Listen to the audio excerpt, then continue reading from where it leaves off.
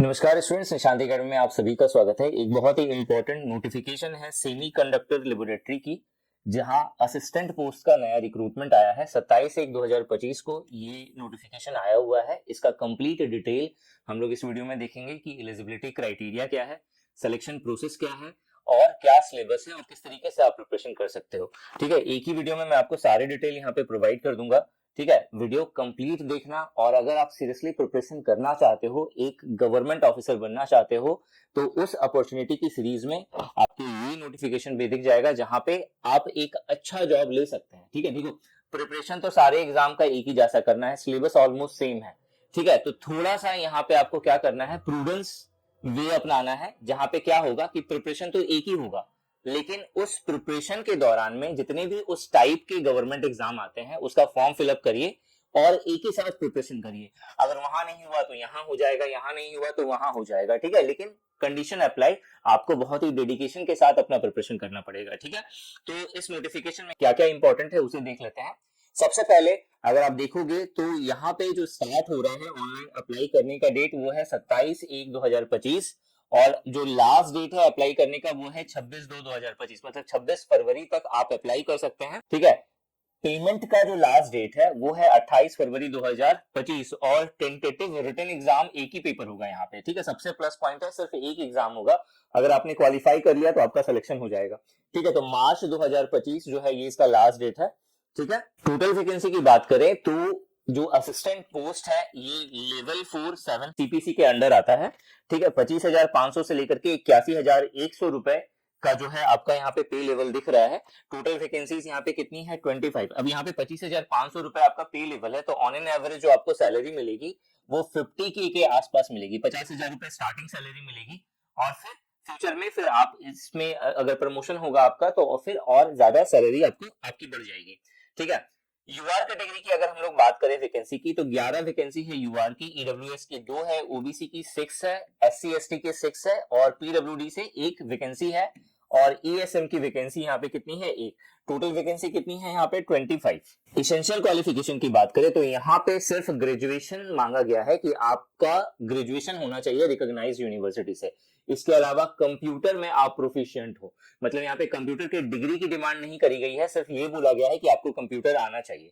ठीक है, और उस पर बेस्ड आपका एक स्किल टेस्ट होगा। ठीक है, हालांकि यहाँ पे अभी स्किल टेस्ट के बारे में मेंशन नहीं है, आगे हम लोग देख लेते हैं। ठीक है, अब इन दोनों के अलावा, ये दोनों तो इसेंशियल क्वालिफिकेशन है, इसके अलावा डिजायरेबल क्वालिफिकेशन मेंशन करा गया है। डिजायरेबल क्वालिफिकेशन का मतलब है कि अगर ये चीज अगर आपके पास हुई तो आपको as compare to other preference मिलेगा अगर आपके मार्क्स सेम है। मतलब समझ लो यहाँ पे हो सकता है बहुत सारे बच्चे पैनिक करने लगे। 2 बच्चे हैं, 2 स्टूडेंट हैं। ठीक है, दोनों के मार्क्स सपोज करो 100 आउट ऑफ 100 है, थोड़ी देर के लिए मैं बात कर रहा हूँ, 100 आउट ऑफ 100 है। अब इसमें से एक के पास डिजायरेबल क्वालिफिकेशन है, एक के पास डिजायरेबल क्वालिफिकेशन नहीं है, तो इस केस में जिसके पास डिजायरेबल क्वालिफिकेशन है उसे प्रेफरेंस मिलेगा। लेकिन अगर मान लेते हैं जिसके पास डिजायरेबल क्वालिफिकेशन नहीं है उसके मार्क्स है 100 और जिसके पास डिजायरेबल क्वालिफिकेशन है उसके पास उसके जो मार्क्स है वो है 95, तो इस केस में जिसके पास अनडिजायरेबल क्वालिफिकेशन है, जिसके पास डिजायरेबल क्वालिफिकेशन नहीं है और जिसके मार्क्स ज्यादा है उन्हें प्रेफरेंस दिया जाएगा। ठीक है, आपको यहाँ पे आइडिया लग गया होगा डिजायरेबल क्वालिफिकेशन का मतलब क्या है। तो यहाँ पे डिजायरेबल क्वालिफिकेशन में क्या मांगा गया है, experience in working in an educational और रिसर्च इंस्टीट्यूट और गवर्नमेंट ऑफिस। अगर आपने किसी भी एजुकेशनल या फिर रिसर्च इंस्टीट्यूट या फिर गवर्नमेंट ऑफिस पे अगर आपको वर्किंग एक्सपीरियंस है तो ये एक डिजायरेबल क्वालिफिकेशन के अंदर काउंट होगा। ठीक है, एप्लीकेशन फी की बात करें तो अगर आप यूआर कैटेगरी से, अनरिजर्व कैटेगरी से या ईडब्ल्यूएस या फिर ओबीसी से बिलोंग करते हैं तो उस केस में आपकी जो फी होगी इस एप्लीकेशन की तो 800 रुपीज प्लस 18% जीएसटी। ठीक है, 800 रुपए पे करना पड़ेगा और प्लस साथ में आपको 18% का जीएसटी भी पे करना पड़ेगा। बाकी जो अदर कास्ट है उसका यहाँ पे फी मेंशन है कि उनको 400 रुपए पे करना पड़ेगा प्लस जीएसटी। ठीक है, प्लस जीएसटी मतलब 18%, तो ओवरऑल यहाँ पे बता दिया गया 472 रुपए। यहाँ पे टोटल बता दिया गया 944 रुपए का आपको फी पेमेंट करना पड़ेगा। ठीक है, नेक्स्ट जो पॉइंट है वो है पे एंड अलाउंस का, हालांकि इसके ऊपर में हम लोगों ने बात कर लिया।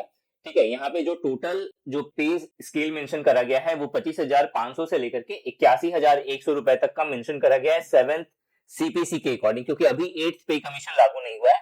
जैसे ही ये 8th पे कमीशन लागू हो जाएगा तो जैसा मैंने बोला 50K की सैलरी है इसकी, अभी जो 7th पे कमीशन है उसके अकॉर्डिंग 50,000 के आसपास आपकी सैलरी बनेगी।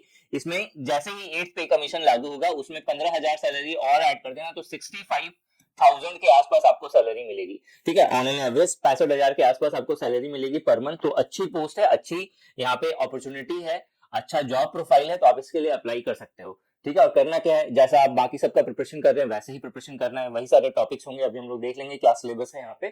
ठीक है, आगे बढ़ते हैं। कहीं भी डाउट होगा तो आपको व्हाट्सएप नंबर दिया गया है, इस व्हाट्सएप नंबर पे आप मुझसे बात करिए, आपको मैं और प्रॉपर अच्छे वे से अच्छे तरीके से गाइड कर दूंगा इस एग्जाम के लिए। ठीक है, एज लिमिट की बात करें तो यहाँ पे जो मैक्सिमम एज लिमिट बोला गया है वो 25 इयर्स बोला गया है, 25 साल जो है यहाँ पे मैक्सिमम एज लिमिट है। इसके अलावा अगर सिलेक्शन प्रोसेस की बात करें तो यहाँ पे जो सिलेक्शन प्रोसेस मेंशन करा गया है वो है सिर्फ एक रिटन एग्जाम होगा। ठीक है, एक रिटन एग्जाम होगा और रिटन एग्जाम जो है वो मार्च में होगा आपका। ठीक है, और इसका जो सेंटर है वो कुछ जगहों पे ही मिलेगा, जिसमें न्यू दिल्ली, आपको ये दिख रहा है न्यू दिल्ली, चंडीगढ़, मोहाली और पंचकुल। ठीक है, ये 4 जगह है जहां पे आपका सेंटर पड़ेगा। ठीक है, नेक्स्ट बात करते हैं हम लोग scheme of the written exam के बारे में। Scheme of the written exam में अगर आप देखोगे तो पूरा जो पेपर होगा आपका वो 2 पार्ट्स में डिवाइड होगा। अगेन ये जो रिटन एग्जाम है तो यानी कि ये ऑफलाइन मोड में होने वाला है, OMR बेस्ड ये पेपर होगा। ठीक है, अब यहाँ पे जो पार्ट 1, पार्ट ए और पार्ट बी में आपका पेपर डिवाइड होगा। पार्ट ए में 2 सेक्शन होंगे, पार्ट बी में 3 सेक्शन होंगे।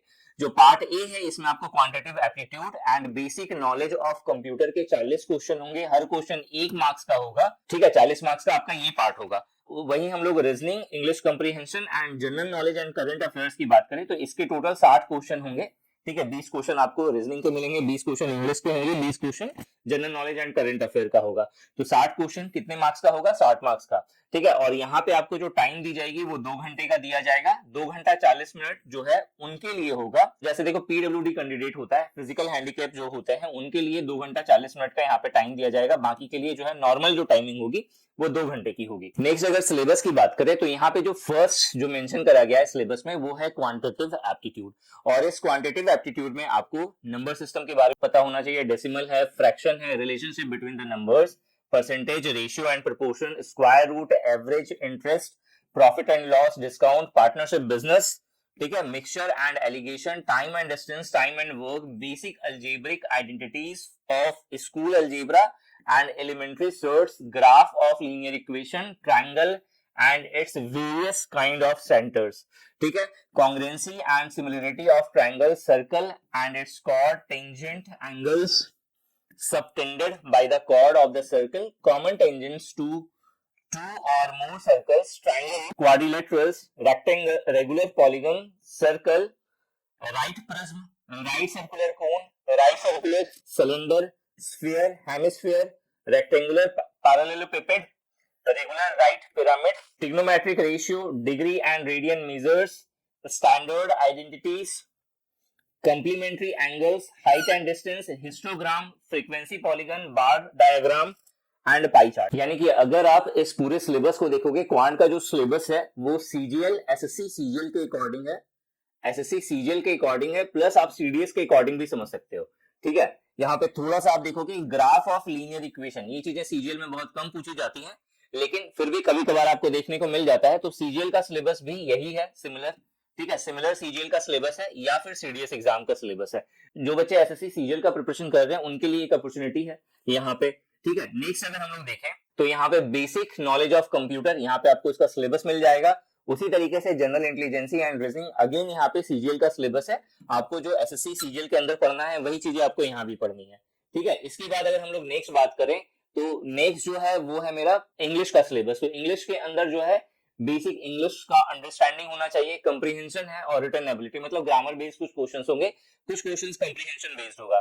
उसी तरीके से general knowledge and current affairs की बात करें तो यहाँ पे जो क्वेश्चंस होंगे वो बेसिकली जो है history, culture, geography, economics, general policies है, साइंटिफिक रिसर्च है, इसके बेस पे होगा। और इसके अलावा करंट इवेंट्स यानी कि करंट अफेयर्स के भी क्वेश्चंस होंगे। तो ये पूरा का पूरा सिलेबस है, आपको इसकी PDF निशांति एकेडमी टेलीग्राम चैनल और निशांति एकेडमी व्हाट्सएप ग्रुप पे मिल जाएगी। मेक श्योर आपने उसे ज्वाइन करा हो। बाकी इससे रिलेटेड कोई भी डाउट होगा तो ये मेरा व्हाट्सएप नंबर है, इस व्हाट्सएप नंबर पे आप कोई भी क्वेरी कर सकते हैं।